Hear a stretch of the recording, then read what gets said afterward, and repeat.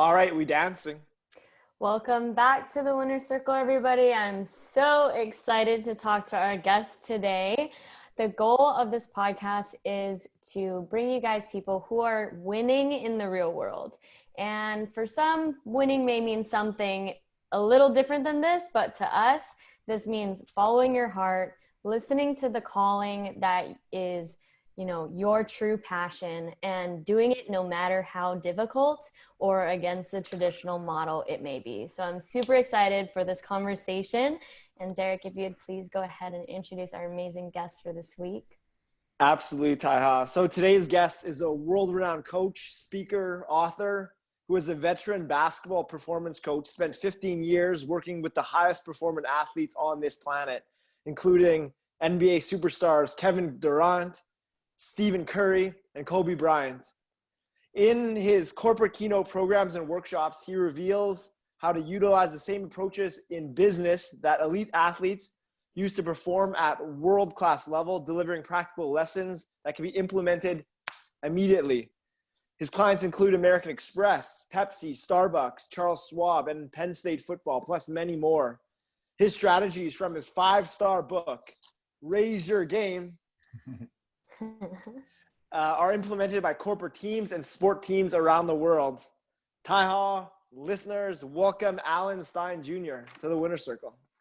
Oh my goodness. Thank you guys so much. I'm so excited to be here. And we definitely share the same definition of what it means to be winning. So I already feel some tremendous alignment. So this will be a fun conversation. Absolutely. And we're going to dive right in with a question I feel that is very important for everyone to know. It's their North Star, and that is their mission. So Alan Stein Jr., what is your mission here on this planet, in this reality plane? I like to use a term, a phrase that I think is starting to get a little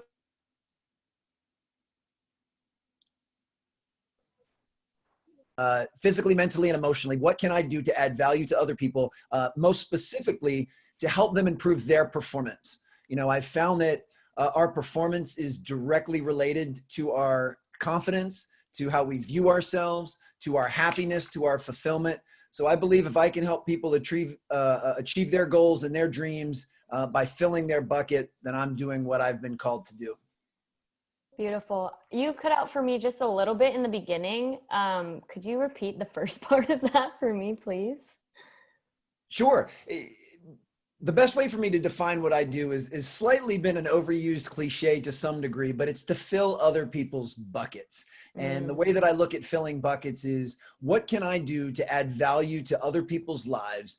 And more specifically, what can I do to empower them or challenge them or push them or educate them to a higher level of performance? And I found that performance and how we perform in any area of our life is directly tied to our self-confidence, our self-belief, our happiness, our fulfillment. So if I can help folks achieve their dreams and achieve their goals and see those areas improve, then I'll feel like I'm doing what I've been called to do.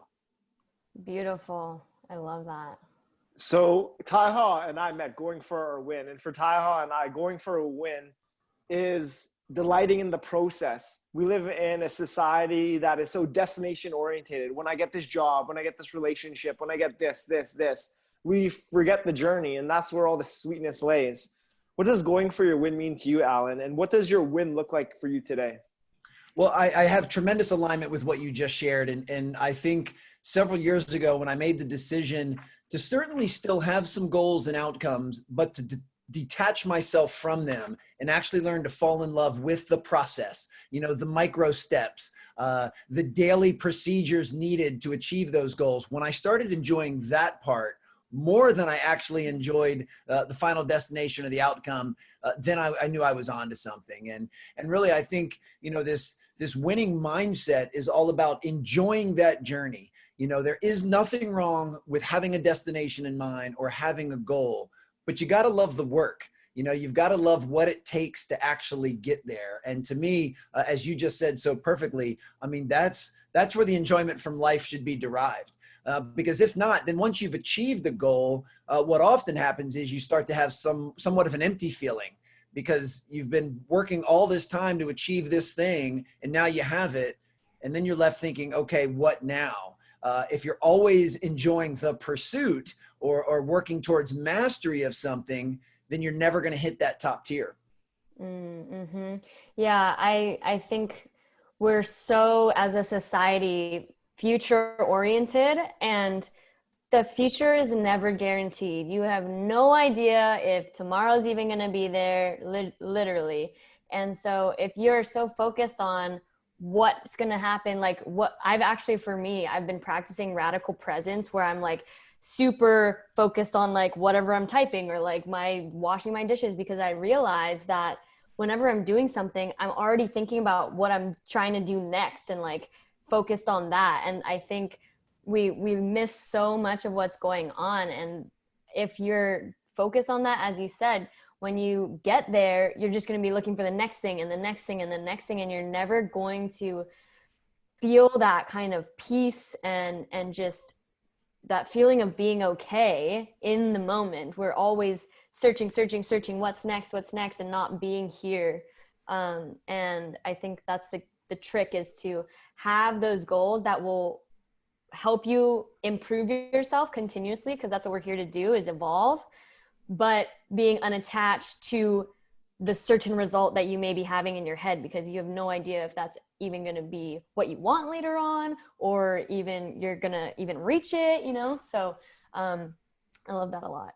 Yeah, and if you're willing to push yourself, I mean, the vast majority of goals and outcomes and destinations that we want, I mean, we shouldn't be achieving them all. I mean, if we are achieving everything, then I think we've been setting our sights way too low. So that's the other reason to detach yourself, is to say, I'm going after this really, this high auspicious goal, but even if I fall a little bit short, I'm going to be okay with that, because I still will have made progress. I still will have inched closer towards becoming the best version of myself. And there's nothing wrong with falling short of a goal or an outcome, as long as you gave it your best effort and you had your best attitude and you did everything possible. We should be falling short of some of the things we're trying to achieve, because if not, we've been playing it way too safe. And to be honest, that's one area that I've really tried to expand myself, is going after much bigger goals. I think when I look back, I've probably self-imposed some limiting beliefs on myself in the past, and I don't want to do that anymore. But there always is a risk involved. And when you set a really big, scary goal, you have to be comfortable with knowing you might not get there, but as long as you did the best you were capable of, you should still feel really good about the attempt. Right. Yeah. Something I tell myself frequently is you have to set big goals to achieve anything close to that. Right. And even if you don't get there, the only thing you can do is your best. And if you did that, then you should be extremely proud of yourself. Yeah. And then what you should also be doing is taking inventory along the way and reevaluating and pivoting. So if I set this massive goal and I fall a little bit short, I should be able to rewind the tape and look back and go, okay, what are some things that I did really well that helped with this? But what were some things that maybe I should have done differently? Or where are some opportunities for growth that if I decide to slightly change or pivot this goal, what's something I'm going to do differently next time? So that way you're still learning something, even though you technically fell short of what you were trying to achieve. Mm-hmm. Yeah. So when we're reaching for these goals, and sometimes we're going to fail, and that's okay as long as we learn from that. Let's talk. What about your biggest failures that comes to mind, and how did you bounce back? What were the lessons learned, Alan? I don't, no big giant failures pop up when you say that, but boy, do I have, tons and tons of, we can call them micro failures or setbacks or, little strings of adversity. But what I've really done is tried to inoculate myself to the point that I don't even look at them like that anymore. Like I just understand that is all part of the process. You're going to be told no sometimes. You're going to be told you can't sometimes. You're going to aim for something and you're going to miss the target. Sometimes you're going to have this goal, you're going to reach it, and it's not what you thought it was going to be. So all of these things, they can be something as minute as what you're working on a project, to something maybe, for me in the speaking world, I'm constantly going after different events, and I don't land every event that I go after or every event that I would like to speak. So, I'm told no on a fairly regular basis, and feel adverse conditions fairly regularly. But I'm okay with that. You know, my goal is always to have a next play mentality and just say, okay, I wanted to speak at this event. It didn't quite work out for whatever reason. They didn't feel I was the right fit. I need to honor that and respect that. And now it's time to move on. Dwelling on that's not going to help the situation. So now what can I do to move on? And that next play mentality, you know, I don't even really think in terms of failure anymore. I just think of sometimes things work and sometimes things don't. I don't control those outcomes, but as long as I can control consistently having a good attitude, consistently having a good effort, that's what's most important. I try to keep the focus internal on the things I control and really just let the cards fall where they may. I don't worry too much about it. Excellent. Yeah. Sorry, you can go. So, as a part of this process is, and I feel like a lot of people don't do this, and that is celebrating their wins. And so often people don't celebrate that. So let's take the time now, Alan, to celebrate some of your biggest wins. What are some accomplishments you're most proud of on your journey? Well, you know, I love that you bring that up because I think that is incredibly important. For some reason, a lot of people feel that if you do celebrate your wins, that you're lacking humility. And I completely disagree with that. I mean, I believe that we should take time out to praise ourselves for a job well done. You know, there's an old adage that says that which gets praised gets repeated. And we usually view that looking through the lens of outward, that if you guys do a good job and I give you praise, then you'll repeat your behavior. But it's the same thing internally. We should celebrate those little wins. And again, it doesn't matter how small or how big, we should take time to be thankful and be grateful and commend ourselves when we do something well. You know, I mean, we can use my book as an example. You know, my goal was to write the best book I was capable of at the time. And I'd like to believe I did that. And then once the book was printed, then the goal is, all right, how can I try to get this book in front of as many people as possible that I believe it will help, people that I believe will benefit from the message of the book. And that's an ongoing process.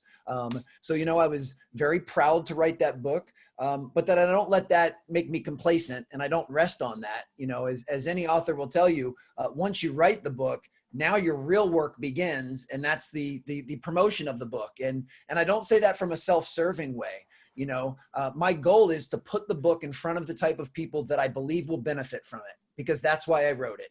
And everything in that book was stuff that was taught to me and was poured into me. So while they may be stories told through my lens and lessons that I've learned, it's all stuff that was taught to me, and all I'm trying to do is pay it forward. One of my favorite mindsets and quotes is a candle loses nothing by lighting another candle. And that's the way I try and look. Everything that I learn, everything that's been taught to me, that mentors have poured into me, it's not only my duty, it's my obligation to try to pay that forward and share that stuff with others, which is why I'm always very thankful to come on a show like this where I have an opportunity to share some of these things that were taught to me. And nothing would make me feel better than you having a listener that I say something and it resonates with them. They make a slight change in their behavior and they start to feel some success and improve their process. And then they share it with somebody else. And I think if we all have this altruistic mindset of trying to serve and to give, you know, I know it sounds so corny and so cliche, but that's honestly how you make the world a better place and you improve humanity is by giving and serving. Yes, it's the ripple effects, right? Absolutely. You just lead by example. You teach what you can teach. They'll take what they want to take and are ready to take and then give it to other people. And I think if we all just start really, it always starts with ourselves. We cannot teach anything if we're not being that, right? So absolutely. Oh, so beautiful. Love that. So you mentioned a lot of these lessons coming through you from people that have taught you along the path and people you've met. And I think it's really important that we acknowledge these people, our mentors along the way. So let's talk about some of your mentors, Alan. Who has left a big impact on you? Well, it's been a pretty wide group. And I've also learned and learned this from a mentor that you should learn from every single situation that you're in. So even if you're being led by or taught by or coached by someone that doesn't do things very well or does things that you don't agree with, that should still help strengthen your convictions. Because, you know, for example, if I were to go watch a practice or a training session, you know, I'm either going to learn some coaching cues or learn some exercises that I can add to my bucket, or I'm going to learn some things that I simply don't believe in, and I learn not to do those things or ways to do those differently.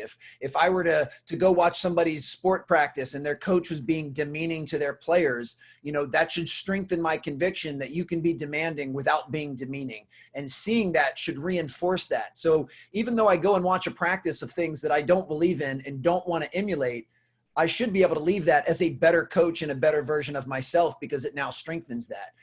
Same thing with whether you're listening to an audio book or a podcast or reading a book or watching a documentary.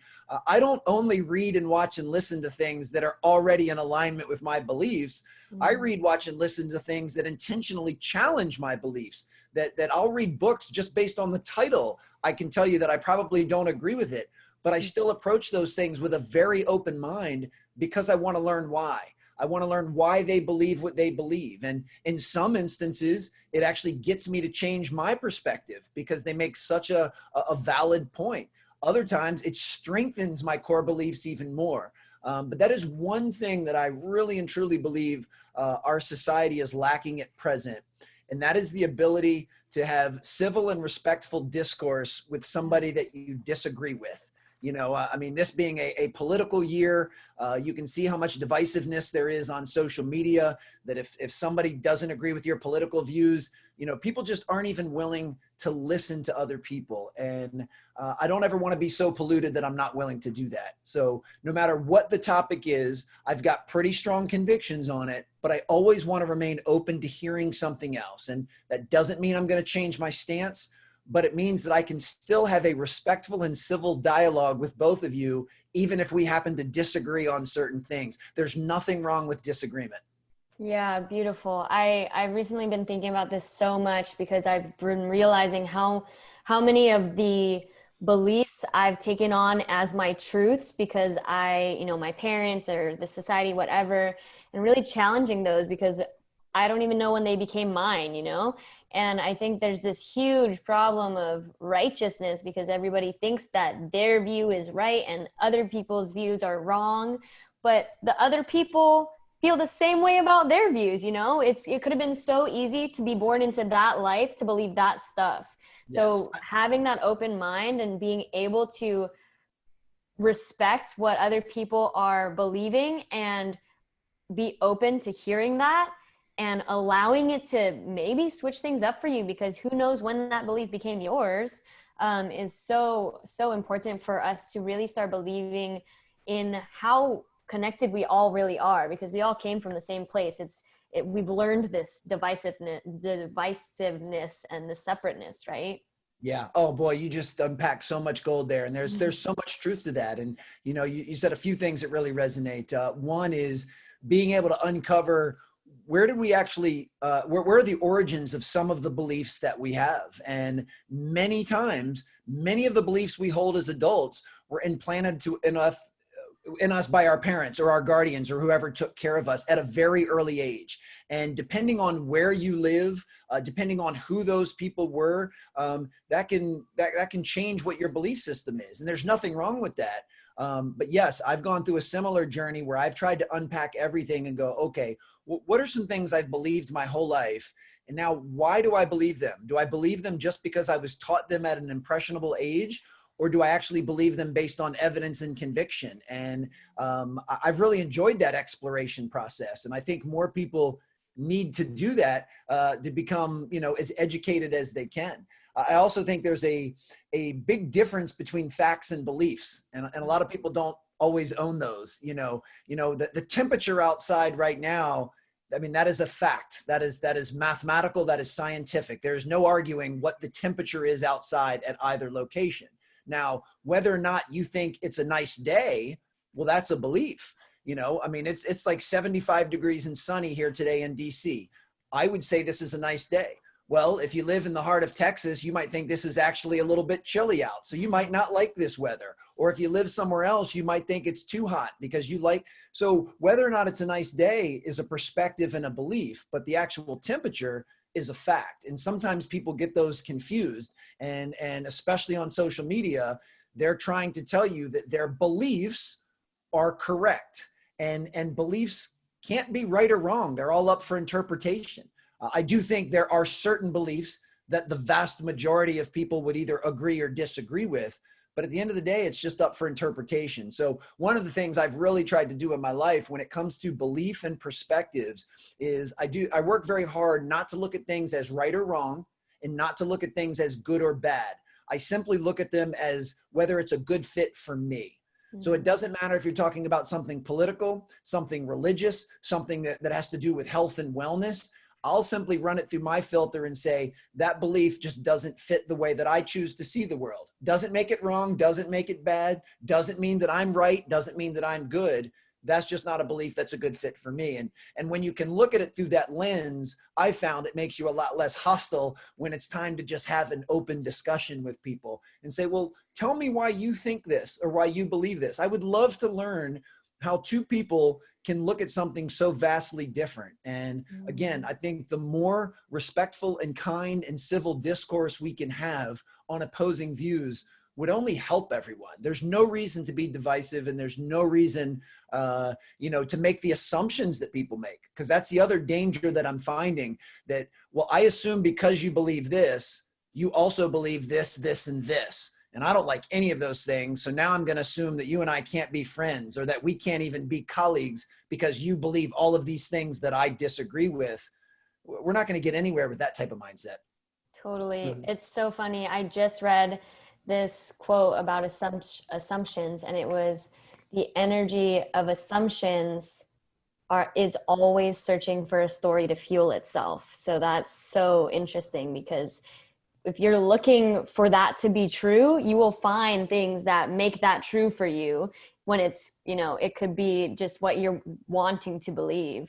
Yeah. Well, so yesterday on LinkedIn, I actually made a post, and a longtime belief of mine is that I believe college athletes should be compensated more than the scholarships that they get. That's just simply a belief that I have. I'm not saying it's right. I'm not outside campaigning for it.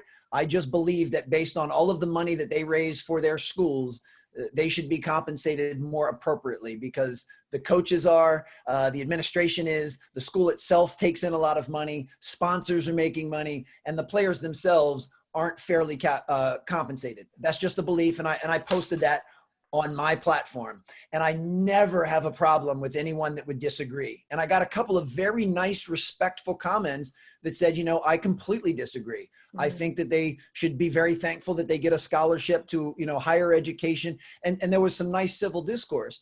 But there was one person who then from that all of a sudden started making assumptions about my political beliefs and about he started going down a rabbit hole that had nothing to do with the topic at hand. And it just spun out of control. And by the end, it was just like, well, since you posted that and you believe that, I'm no longer going to follow your stuff. And of course, my answer was, that's fine.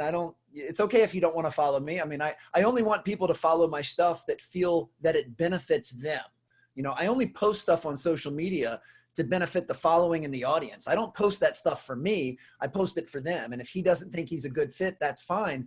But I found it almost comical that he went from hearing me say that I think athletes should be compensated, and he just started dropping breadcrumbs till he got all the way down to, he thinks he knows who I'm going to vote for in November. And I was like, I don't even know how you made that connection. Those things have nothing to do with each other.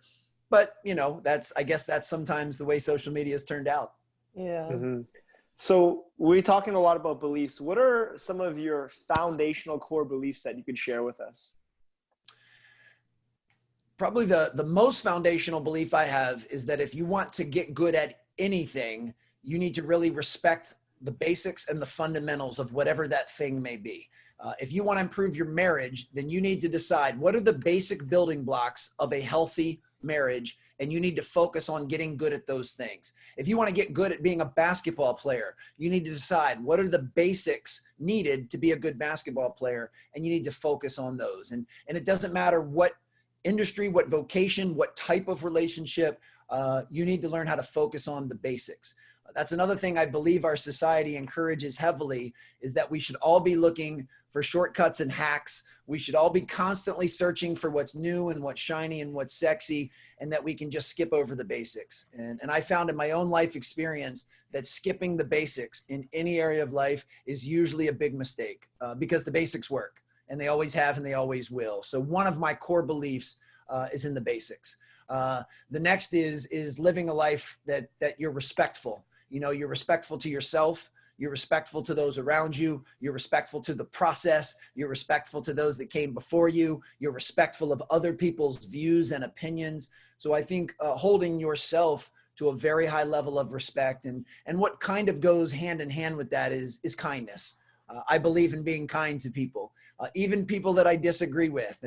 And you know, I mean, even the gentleman yesterday that made some of those social comments, while they did frustrate me a little bit, and but I still wanted to make sure that I always responded with kindness. And I find that, you know, sometimes the people that in our lives that maybe are the most annoying or the most irritating, they're the ones that need kindness more than anybody. And while it's certainly a really tough practice to follow, and I haven't always made the best decisions, those are the people that we should be extending as much kindness to as we can. And then my last core belief is that you should just always try and be of service to others. You know, that when you really think about life, you know, it's not about me, it's about you. That's the mindset I try to have with everything I do, whether I'm parenting my 3 children or I'm on stage speaking to an audience. It's not about me, it's about you. What can I do to serve you or add value to you or to help you? And I find if, you know, you focus on the basics, you're respectful and thoughtful and kind to folks, and you have this kind of service mindset, you'll end up with a pretty happy and fulfilled life. And ultimately, if that's how you define winning, then you're moving in the right direction. Yes. So how do you be best of service, Alan? Well, first and foremost, you need to find out what would be best of service to the folks that you're speaking with or teaching or coaching, you know, because everybody's not the same. So the goal is to always show a genuine interest in others, ask insightful questions, and really find out what's important to them. And then whatever's important to them, learn to speak their language so that you can best customize the service that you'll deliver to them. And sometimes we do things kind of en masse. I mean, this doesn't mean that you can individualize and customize every single thing for every single human on the planet. There's usually some pretty broad things that many people share, but that is ultimately the goal. The best example I can give of that is, you know, I've been doing a lot of virtual keynotes since the global pandemic started. And, you know, when a company hires me and I do my pre-event call, you know, I spend 90% of that call asking questions and taking notes. I only spend about 10% sharing stuff. And all of my questions are in alignment with what would make this most valuable for you all. What are some of the pain points that you're experiencing now? What does your team need from me right now? What do you want them to be able to do differently when this session is over? How can I add as much value as possible? And the more intel I can get from them, then the more I can customize my message. And it should be the same with anyone that you're dealing with. I think a teacher should constantly be asking questions of their students. A coach should be constantly asking questions of their athletes. A trainer should be constantly asking questions of their clients, so that they can continue to fine tune and customize the ways to serve. Totally. That reminds me of the importance of listening, right? We're so quick to like either tell people what they should be doing or just not even being present to what they're actually telling us because our mind's somewhere else. And the more that we can show others that we are so interested, like we are so present and interested in what they are trying to accomplish and where they're trying to go, where they're trying to evolve, that's where you get your answers. And it's not about, you know, talking and telling them all that you know. It's about what ways can you mold what you do know to give it to them in an effective, efficient way.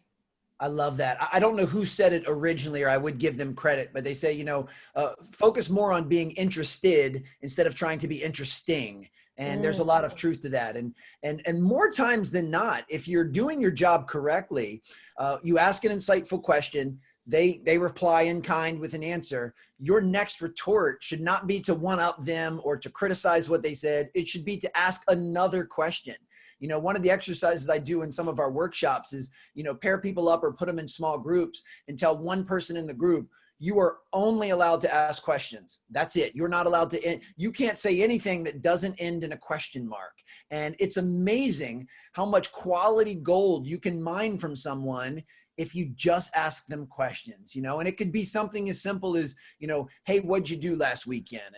And they say, well, I went to the beach. Well, most people would say, oh, what beach did you go to? Well, I've been to this beach. Man, this beach was so amazing. And I went to this. And they've all of a sudden turned the tables and now it's about them. Well, why did you go to that beach? What is it you like best about that beach? Did you go to any interesting restaurants? Oh, is that one of your favorite? And if all you do is ask questions, you can really get some tremendous information back. But almost more important than the information you get, you plant a really important subconscious message to the person speaking that you care about them, that you value what they have to say, that you're fully present in that moment. You are investing your attention in them, which is the most important currency we have, and you care about what they have to say. And that caring is the glue that bonds all human connection. And if we can spend more time asking questions and listening insightfully, we'll see all the relationships in our life increase. And, you know, I'm paid to speak. Like, I am a professional speaker. And yet I know that the only way that what I'm going to say is going to be of value is if I do my homework on the front end and I spend most of my time asking questions and getting to know exactly how I can serve them. So good. And speaking of that, I have another question for you. Love it. So you just didn't arrive with all this knowledge from the womb. This came from somewhere. So let's talk about this origin story of yours and how you got to all this knowing, all to all this great insight. Well, there's a few different places. I mean, one, I came from a very loving two-parent household. Both of my parents were in elementary education for 30 years. So I always grew up with a very strong appreciation for education. But more importantly, I grew up with a strong appreciation for being of service to others. I'm a big believer that teachers, and I think a lot of us are learning that now more than ever during this pandemic, you know, teaching is one of the most altruistic professions out there. Teachers don't get paid a lot of money, and they're tasked with one of the most important responsibilities in society, and that's teaching the youth of today who will be, you know, the adults of tomorrow. So I've always grown up seeing firsthand how important it is to serve, how important it is to do something that you feel called to do and that you love doing.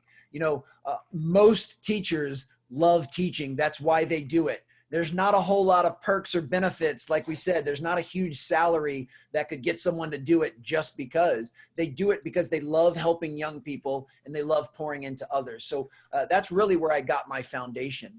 And I will say, I ended up, and I guess I could have said this when you asked me what was one of my bigger failures.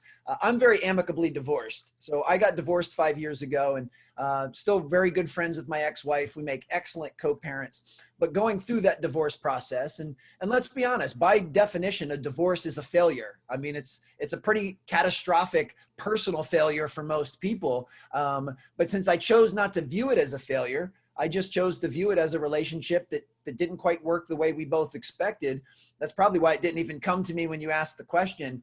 But during that divorce process, I started going in for some therapy and for some counseling. And that probably made one of the biggest seismic shifts in my perspective and the way I view the world. I went in and saw an amazing therapist once a week for almost 2 years. And she really put the pillars in place to help me become much more self-aware, to help me improve my emotional intelligence, to help me have this much more open outlook. You know, while I would like to believe I've always been a person of high character, I've always been a person with a good heart, many of the things that I'm sharing with you guys right now, you could put into the category of pre or post therapy, because these were not a lot of views that I had prior to. I used to be very close-minded with people that had perspectives that challenged mine. And that came from an insecurity. I felt that if someone else had a perspective that challenged mine, you know, that was almost emasculating me or making me feel less than. Whereas now it's the exact opposite. So the man I am today, while the pillars of being high character and a good person, I would like to believe have always been there, many of the things I'm sharing have only happened post-therapy. And for that, I'm incredibly thankful. So it's almost like a tale of two Allens. And really, that was probably the biggest change that I've ever experienced. Yeah, it's funny. I wanted to talk about this, about the failure, because I think failure has a negative connotation, but we have labeled it as negative, and it does not have to be that way. Same with pain, right? It's all, in my opinion, pushing you into the direction of where you're supposed to go, helping you learn what you need to learn. You said that this didn't even occur to you as a failure because you learned so much and you got so much out of what happened because of it. And I think that goes for anything that we fail at, right? We don't have to have failure equate negative if we choose to look at it as this had to end. I had to not reach the result that I thought I was going to reach so that I could learn these lessons. And the more that we can kind of rewrite that narrative that we have with pain, failure, all of that we deem negative, I think life will just be so much more easy and graceful because we just don't have to look at things negatively like that. No, we absolutely don't. And I mean, from an interpersonal standpoint, my divorce is the best thing that's ever happened to me. And I don't say that to diminish my ex-wife. I say that because divorce is what led me to therapy. I never would have gone had it not been for the divorce. And therapy is what unlocked and uncovered all of these other, I'd like to think they're gifts now that have helped me actualize becoming the best version of myself. So the divorce was actually the best gift I ever could have been given. And for that, I'm truly thankful. I love that you brought up connotations because there are a lot of words that people have a negative trigger with. You know, one of them happens to be discipline. You know, if you ask a lot of young people, they hear the word discipline and they think it means punishment. They think it's bad. I completely disagree. My relationship with discipline, I think discipline is the key to freedom. I think discipline is the key to everything we want. If you want a happy, fulfilled life, if you want to be in the winner's circle, then you have to learn how to be self-disciplined. You have to learn how to do the things that you're supposed to do, regardless of whether or not you feel like doing them. So I view discipline as a great word. Same thing with accountability. A lot of people think accountability means catching people doing things wrong. I think accountability is the best gift you can give another human being because you're basically telling them, look, I believe you're better than what you're showing me right now. And because I care about you and I care about us, I'm not going to let you get away with doing less than your best. So I'm going to hold you accountable to giving a better effort or having a better attitude or whatever, substitute whatever it is that you want to from a behavior standpoint. So the connotations we have with words is really important. And since you brought up failure, I can tell you that I was raised believing failure was a bad word. Failure was a bad thing. It was to be, you were to avoid it or resist it under all cost. Getting a bad grade on a test was a bad thing. Losing a game or getting cut from a team was a bad thing. Breaking up with somebody was a bad thing. And it took some years of rewiring. And as I said, took some counseling and some therapy to rewind and be able to say, no, those things aren't bad. Not if you learn from them. Because now you go into the next game or you take the next test or you go into the next relationship as an improved version of yourself. So that's really what life experience is all about. I mean, I say without hesitation, right now at 44 years old, this is the happiest, most fulfilled, and most successful that I've ever been, and it's not even close. But I'm also hoping if you guys have me on the show 1 year from now, I'll say, oh no, you can delete that because 45 is even better. I'm even better today than I was when I was on your show a year ago, because we should all be making sure that our ramp and our arrow is going up.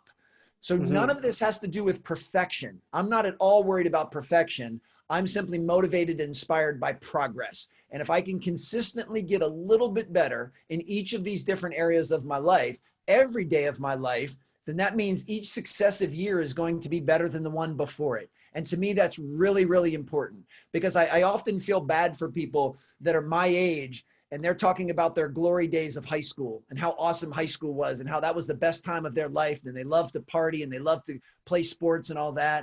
I'm like, yeah, that was great. But boy, I get so much more fulfillment out of the things I do today. So I want each successive day and each successive year to be the best I've had. What have been the lessons you've learned in the last 5 years from that divorce till now in terms of relationships? What have you learned about relationships these last 5 years?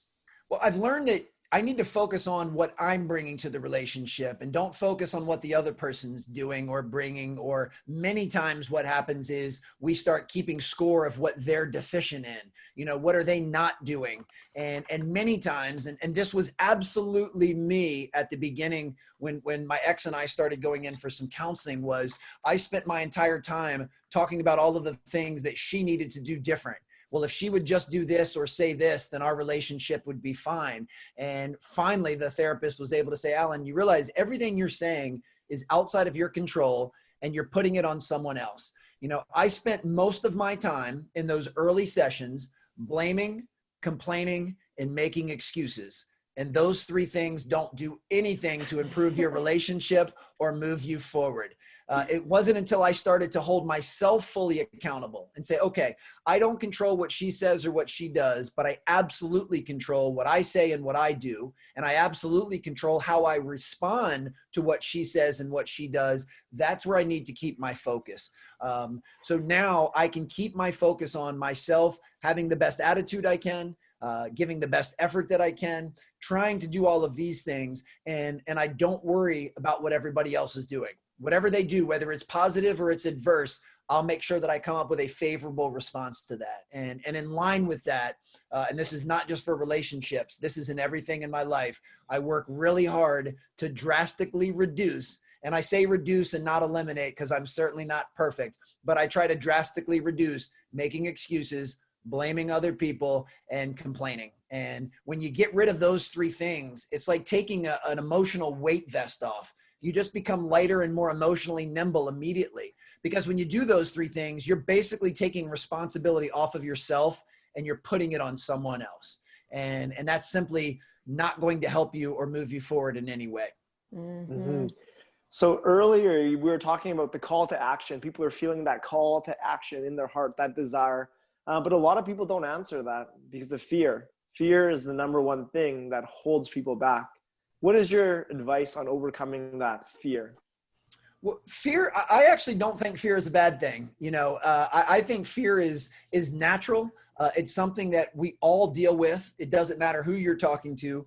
It's being scared that will paralyze you. So I do believe there is a difference between having fear and being scared. And our goal is to not let it cross over to that point where you just feel so riddled with fear that you become scared and paralyzed.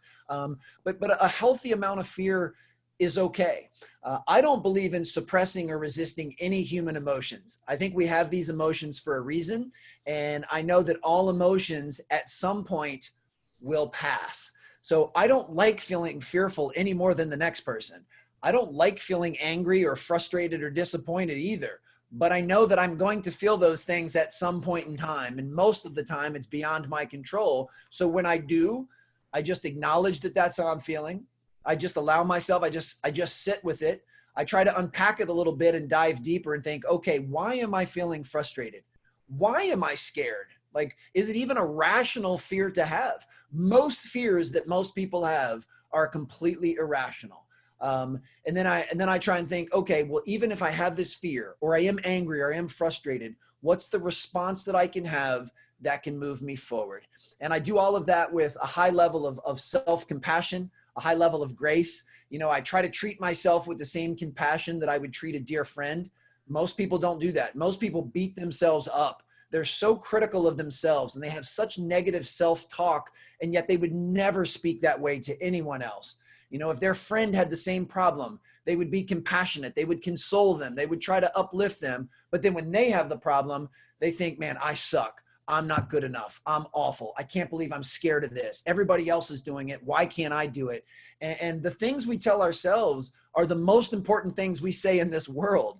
You know, our self-talk directly impacts our confidence and our self-belief. So we have to learn how to start talking to ourselves better. But back to kind of the irrational fears, you know, most people, and I fly prior to this pandemic, I fly a lot. You know, most people, if you're up in an airplane and you feel some turbulence, you get a little bit of fear. Like it crosses your mind that this plane could actually go down.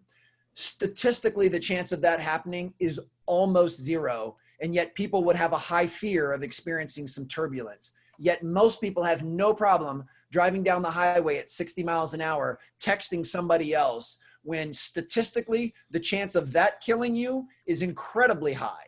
But they're not scared at all to be driving this big giant hunk of metal at a high rate of speed with their eyes looking at a phone. That doesn't scare them at all, but a little bit of turbulence in the air does scare them, and that's completely irrational. You should be petrified to text and drive. Like, that is incredibly dangerous. Or drink and drive, or anything that impairs your ability to operate a vehicle safely, and yet no one's scared to do those things. So fear can be incredibly irrational. So I try to take a step back and go, okay, why am I really afraid of this thing? And is it legit for me to actually be fearful of it? You know, because most of the things that we should be afraid of, I mean, if I'm stuck in a pit with a cobra and a brown bear, I should be afraid. Like, that's probably not going to turn out really well for me, but that doesn't happen very often. So I don't really have to worry about it. Beautiful. Yeah. I loved what you said, and kind of going back to your relationships and how, you know, we tend to blame or whatever, but everything, not just relationships, it's all a reflection of what's going on inside of ourselves, right? And it's so important that when we feel these sensations, this anxiety, stress, anger, whatever, they're all just information. Emotion is energy that is in motion. It's trying to flow through you and then away from you. If you ignore it, it's going to get stuck, and then it's going to build and build and build. And then that's when people have outbursts and really big problems. The more we can learn that it's okay to feel those emotions, it's not bad or good. Like, again, something we made up. If we just learn to be with it, be with ourselves, because that's all it wants from us, it'll be released, and then we can move on and feel so much lighter. As you said, it's beautiful. For sure. Yeah, the mental performance coach for the San Francisco Giants said that to me, and it's basically what you just said. He said, our emotions are designed to inform us, not direct us. And that's where it's so important. It's okay to say, okay, I'm feeling angry right now. That's information that I need. Now, I have to make sure my anger does not dictate my behavior. I don't want to lash out at someone or be violent or say something disrespectful or rude or post something rude. I don't want to do that. So I'm not going to let the anger dictate my behavior. It's just information. And we should be open to taking all of this information in. And then the last thing, I believe it was Eckhart Tolle, said something to the effect of every single thing that's happening around us and to us, you know, it's there to teach us something. So when something happens and it does cause you to get angry, that's okay. There's a lesson in there. If you just accept that this is what's supposed to happen at this time, then you can learn to move through it. And I love the way you said, just let things flow through us, because that's really all emotions. You know, if you're angry, you're not going to be angry for the rest of your life. Like, you know that intuitively and intellectually. You know, just like if you're happy at the moment, you're not going to be happy for the rest of your life. Something will interrupt that pattern. So you just need to know that. So there's no reason to dwell on it, because there's no permanence to any emotion that we're feeling. Yeah. Excellent. So as we move to a close, we have about 8 more minutes here. I have a personal question. You talked a lot about your work in the speaker world, and that's something that I've been developing the last couple of years, is my professional speaking. Particularly in schools and with teachers. That's kind of my specialty. What is your advice for me advancing my career in that field? You mentioned asking a lot of questions to my clients, but how do I get those clients? Well, I'll do what I do with everything, is I'm going to take it back to the basic building blocks. And from my perspective, when you look at becoming a paid speaker, a professional speaker, there's 3 things that you want to focus on. You want to focus on your content, you want to focus on your delivery, and you want to focus on being easy to work with. It's funny how many people actually skip over that third one. I know plenty of, and what we usually refer to them kind of in entertainment or in speaking is, you know, they're divas. Even if they're men, they're divas. It's like, boy, their message is awesome. They're compelling on stage, but they are a giant pain in the butt to work with. And to me, that's the easiest one to make sure you never have a problem with this. Certainly, as we've been talking for almost an hour now, you guys realize that it's important to me to be respectful, to be thoughtful, to be kind, to serve others. So that one is not a problem. I tell every client that I have, my number one goal is to be the easiest person that you work with for this event. You know, I know you've got a million moving parts putting on this massive conference, and I don't want to add one single bit of stress to your life. I want to be the easiest person or thing that you have to deal with for this entire event. So for the most part, with that being said, then you just have to focus on your message and your content and then your delivery. And it really is important to work on both. I'm sure you've seen speakers that have an incredible message, but they just don't deliver it in a very captivating way. It's monotone, it's boring, it's death by PowerPoint where, they just have tons of text on the slide, but what they have to say is really valuable. And it's a shame that they don't have a better vessel for sharing it. Then on the other hand, you've probably seen some people that they could read the phone book and you would be captivated by them. I mean, they're charming, they're funny, they're charismatic, they have a wonderful voice, but they're not really saying anything of value. For me, what is most important to me, and this comes from my coaching roots, I want to make sure that I'm saying something during my presentations that you feel compelled to write down, whether you're typing it or writing it, handwriting it, however you take notes. But if I look out into an audience and I don't see people writing stuff down, then I'm really feeling like I'm missing the mark. Certainly not implying that I'm sharing the cure for cancer or anything like that.